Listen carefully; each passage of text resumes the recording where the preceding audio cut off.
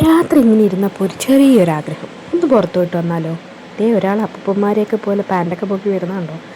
ഞങ്ങൾ നേരെ മൂന്നുപേരൂടെ നമ്മുടെ കൊല്ലത്ത് വേളാങ്കണ്ണി പള്ളിയിലേക്ക് വെച്ചോടിച്ചു. ഞാൻ കുറച്ച് മെഴുകുതിരിയൊക്കെ മേടിച്ചു, അവിടെ കത്തിച്ചു. കുറേ നാളായിട്ടോ പള്ളിയിൽ വന്നിട്ട്. ഇടയ്ക്കൊക്കെ വരാറുണ്ട്, സ്ഥിരമൊന്നും വരാറില്ല. പക്ഷെ വന്നപ്പോൾ എന്തോ ഒരു ചെറിയൊരു സമാധാനം, അതിന് വേണ്ടി മാത്രം. അങ്ങനെ ആര്യനുണ്ട്, അച്ചുണ്ട്. അപ്പോൾ ഞങ്ങൾ നേരെ തിരിച്ച് ഹാപ്പി മാളിലെ മക്ഡൊണാൾഡ്സിലോട്ട് വന്നു. ഈ ഓഫറൊക്കെ ഇങ്ങനെ എഴുതി വെച്ചേക്കുന്നേ ഉള്ളൂ. ആപ്പ് ഓർഡേഴ്സിൽ മാത്രമേ ഇത് കേട്ടുള്ളൂ കേട്ടോ. നമ്മൾ മിക്കപ്പോഴും ആപ്പ് ഓർഡേഴ്സാണ് ചെയ്യാറ്. നല്ല അഫോർഡബിളാണ്. നിങ്ങൾക്ക് ആർക്കെങ്കിലും ഇങ്ങനെ ആപ്പ് ഓർഡർ ചെയ്യാൻ അറിയില്ല എന്നുണ്ടെങ്കിൽ എൻ്റെ അടുത്ത് പറഞ്ഞാൽ മതി, ഞാൻ പറഞ്ഞുതരാം. അപ്പോൾ ഞാൻ ഇത്രയും സാധനങ്ങളൊക്കെ മേടിച്ചു.